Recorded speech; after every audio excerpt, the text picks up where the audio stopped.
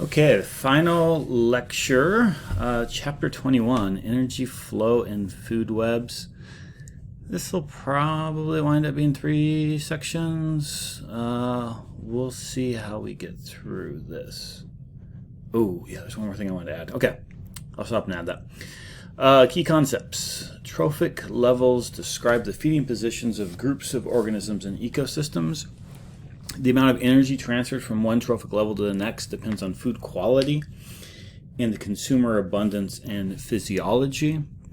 Changes in the abundance of organisms at one trophic level can influence energy flow at multiple trophic levels.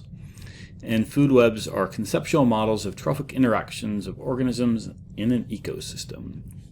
We're going to start off with this disturbing example here,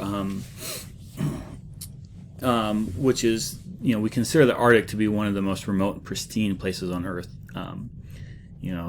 Thinking of it as natural and unmodified and not impacted by industry. But studies of Inuit women show that they had PCB concentrations in their breast milk that was 7 times higher than women in Quebec. And PCBs are linked to cancer and other health problems. And initially, this population was supposed to be the outgroup of people who are not impacted by industrial pollutants, and it wound up being the opposite, that people that live in the Arctic are disproportionately impacted by toxins. So here's a look at the chemical concentration of nanograms per kilogram of lipid for Inuit and South Quebec breast milk, I believe. Yeah, this is breast milk. Finding this massively more DDT, PCBs in breast milk. The mechanism here is global distillation, that these volatile compounds move in the atmosphere at lower latitudes and then fall out in higher latitudes. And so this is an impact that's happening thousands of miles away, but these pollutants are migrating and then building up in polar areas. And so that's a huge issue for Arctic communities.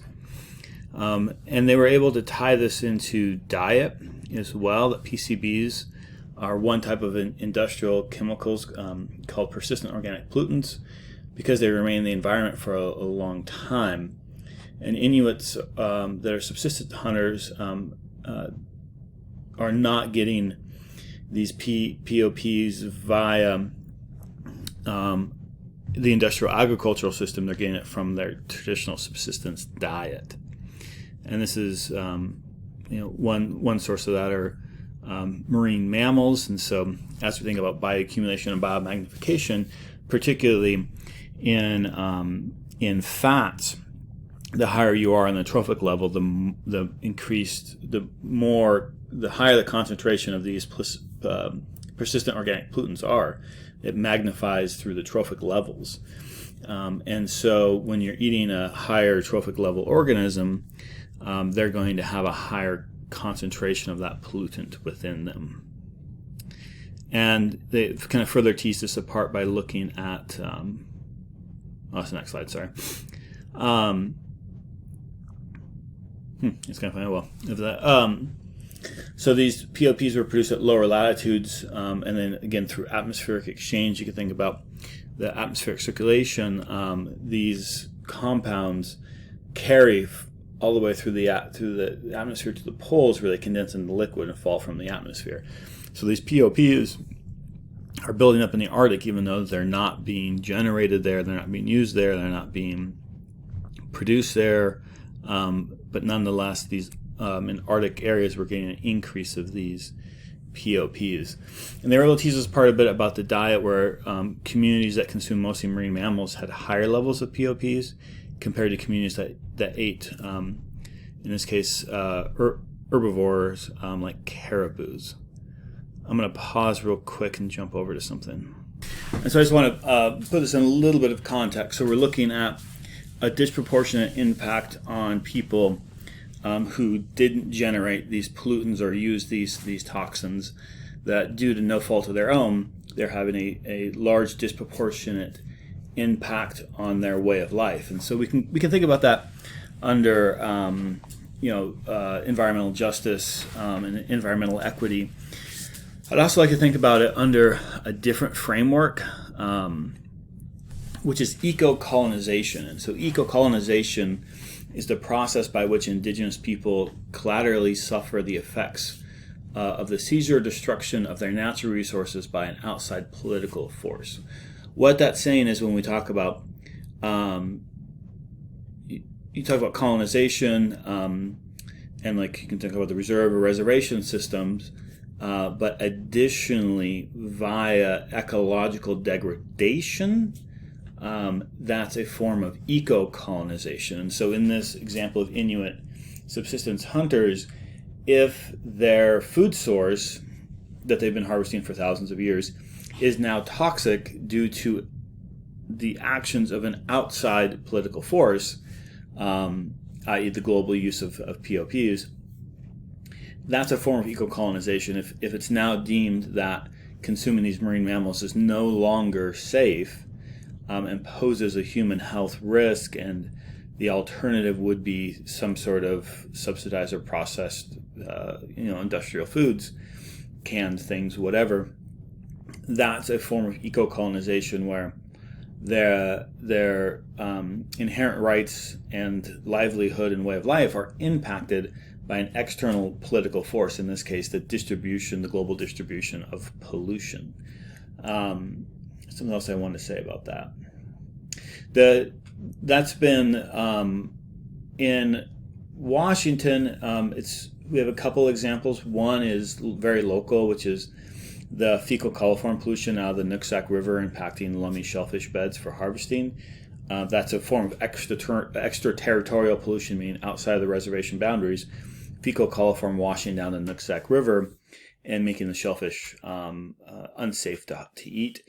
Another way that this is played out is many of you probably weren't around Bellingham during the coal terminal fight, but at Cherry Point, which is the last deep water industrial port that hasn't been developed in Washington, there was a move to put in a massive coal terminal to ship out unknown hundreds of thousands of millions of pounds of coal a year. And with that, there was going to be 300 ships. It was like 320 to 350 giant mega coal ships, bigger than anything we've seen in the Salish Sea, coming in to load coal. Meaning, if there's 320 ships that come in a year, there's 640 trips, right, that come in and out. And that was going to impact the fishing ability for lummy and other tribes. And so the permit for that was actually canceled, or denied rather, by the U.S. Army Corps of Engineers, because the ships moving in and out would impact the treaty right to fish. And so that would have been thought of as a form of eco-colonization, where the coal coming in and out might not directly impact the on reservation, but it's impacting the way of life, and in this case, a aspect that is guaranteed via treaties. And so this example of increased toxins in the body and breast milk of traditional hunters or traditional people rather, of Inuit or other Arctic populations is an example of this, of eco-colonization. And so we can think of this impact on a people that's impacting their way of life. You talk about seizure, destruction of a natural resource. Now, destruction can be defined as it being toxic, right? Like the seals are still there, the clams are still here at Lummi, but they're not consumable. They're not safe to eat, and so I would define that as a destruction. So it's interesting to think about this example under an eco-colonization framework. So ecological roles of organisms are determined by their trophic interactions, what they eat, who eats them. We talked about this a bit before. This determines the influence of organisms on the movement of energy and nutrients throughout the ecosystem, with the exception of autotrophs. All energy comes from eating something. Organisms can be grouped into feeding categories or trophic levels. And I would consider detritivores in the eating something category. So anyway, first level autotrophs are primary producers. Autotrophs generate chemical energy from sunlight or inorganic compounds, i.e. chemosynthesis. This level also generates most of the dead organic matter in the ecosystem. Excuse me. Which I was thinking about that, like it makes sense, and we'll look at that as at the amount of primary productivity that's consumed. But you think about, like, if you have a tree, there's not that many things that go around it that, like, eat the entire tree, and so eventually that tree decays and falls down, and then gets broken down and recycled. Roots as well. So even if you go through and crop off all the top of, like, some vegetative plant, there's still this massive below ground biomass in the root biomass that generally doesn't get eaten. So we can look at a simplistic trophic level example. The first level is our primary producers, the autotrophs, in this case some cacti. The secondary, the second level of the trophic system are primary consumers, herbivores. The third are secondary consumers, primary carnivores, and then the fourth are tertiary consumers, or secondary carnivores. Now, so the way to think about this, because it can be a bit confusing. So first is primary producers. That makes sense. First, primary. That makes sense. Where it can get confusing is your second trophic level are primary consumers. So they're first level consumers, but they're the second trophic level. And so kind of thinking about it this way makes sense as far as 1, 2, 3, 4. And like we talked about, there's fewer higher level consumers on land than there are in the ocean. And so think about it this way for the trophic level: first, second, third, fourth. And then when we get into defining them as primary producers, primary consumers, secondary consumers, tertiary consumers, like, be able to line that up there, but kind of like mentally, like, commit this to memory. You can put different organisms in there if you don't want to think about what is that thing? Why am I blanking on the name of the scorpion? And then you've got, in this case, this primary carnivore is also eating detritivores that are consuming the dead organic matter. So all of these things are dying and are releasing unconsumed food particles, which detritivores are consuming. And then here they're entering the trophic level by being consumed by the scorpion, the primary carnivore in this system. So the first level is primary producers. Sorry, let's go back here. Yeah. So first level is primary producers, autotrophs. Second level is herbivores that consume autotrophs. That also includes detritivores that consume dead organic matter. So basically things that are not eating animals. Third and higher trophic levels are carnivores that consume animals from the below level. Some organisms don't fit conveniently into the trophic levels, and they feed at other multiple trophic levels, i.e. coyotes, opportunistic feeders. We can talk about bears as well that may alternate diets between roots and salmon, etc. All organisms are either consumed by other organisms or enter the pool of dead organic matter, detritus. It's like death and taxes, right? You could think of it as death entering the pool of organic matter and taxes being eaten by somebody else. In fact, that's what the Australians refer to white sharks as. Great white sharks is the tax man. So death or taxes, that's a universal rule, apparently. In terrestrial ecosystems, only a small portion of the biomass is consumed. Most of the energy flow passes through detritus. Dead organisms and feces are consumed by organisms called detritivores, primarily bacteria, archaea, and fungi. the process called decomposition. So decomposition doesn't happen on its own. You can't just, somebody dies, it doesn't just automatically decompose. Detritivores do that decomposition against, primarily bacteria, fungi in the case of like a lot of plants. And so, I guess one example of this could be if you take a Dorito chip and you leave it on your counter for a year, it's not going to decompose because bacteria cannot, and fungi can't grow on it. So it's not going to decompose.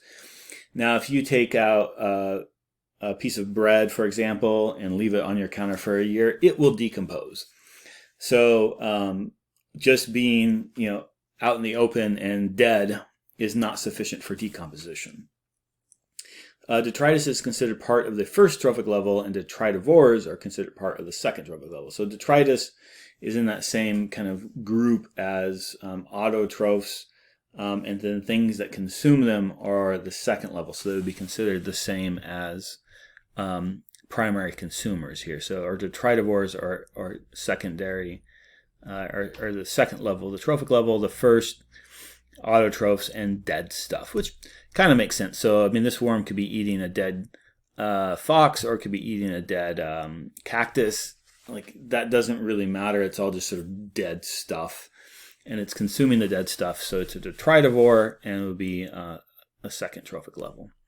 When we get to isotopes, it gets a little bit more mixed up. But for our purposes, we'll stick with that. Okay. Here's some detritivores, some fungus, and then that's a sea cucumber. Sea cucumbers can go along the bottom and feed on detritus in the bottom.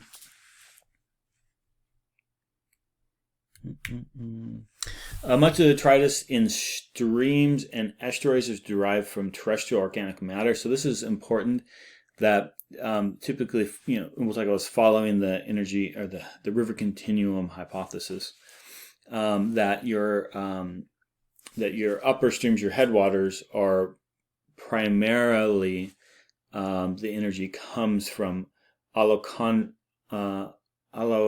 shoot, I'll have to look it up again. I haven't pronounced it in a while. Okay, I'll get them out of the way here. So we have Allotoxinous, and then autochthonous. Allotoxinous and autotoxinous. What's the root of allo? Is that external? I think that's true. Let me see here. Other, yeah. So the Greek other. So this means so energy. These external energy inputs are called allotoxinous. So allo meaning other, auto, so like autotrophs, is one way of memorizing these two things. Luckily, I won't ask you to pronounce them. So the allochondrous, I hate pronunciation, and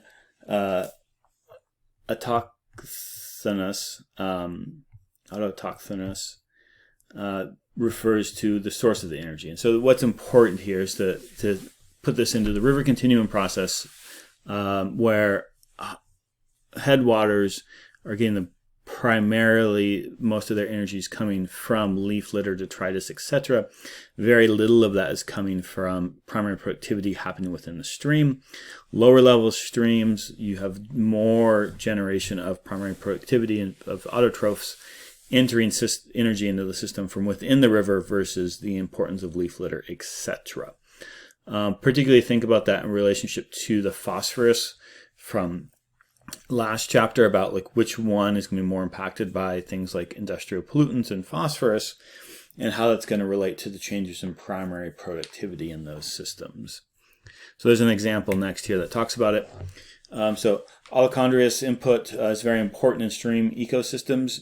The Bear Brook in New Hampshire receives 99.8% of its energy from allochondrous inputs, meaning that 0.2% of the energy in that stream comes from autotrophs within that stream. phytoplankton, typically in this case algae growing on rocks. Think about small streams up in headwaters. They could be shaded, so not getting a lot of sunlight energy. The water's moving quick. It's cold. Often growing seasons are quite small, and so most of the energy within that system, and here by energy I mean food, not energy as in the strength of the water flow, but most of the energy within that system is coming from outside of the stream, compared to a nearby Muir Lake, where the Allotoxinous energy accounts for almost 80% of the energy budget. So think about a small local pond around here, that has a lot of phytoplankton, but maybe 80% of that energy in the system is coming from autotrophs within the pond, as opposed to organic matter flowing in the pond from external sources. So really know that with the river continuum concept, which states that the importance of autotoxinous energy inputs increases from the headwaters towards the lower reaches of the river. As water velocity decreases, the nutrient concentrations increase as you go downstream. And so just be aware of that continuum. The second law of thermodynamics: during any transfer of energy, some is dispersed and becomes unusable. Thus, energy available will decrease with each trophic level. Trophic Pyramid portrays the relative amounts of energy or biomass within each trophic level. So we'll take a look at that. Maybe I'll stop here. See, actually, I'll come back to this one. I'll stop here at concept 2.1, and I'll come back, or 12.1. I'll come back at 12.2.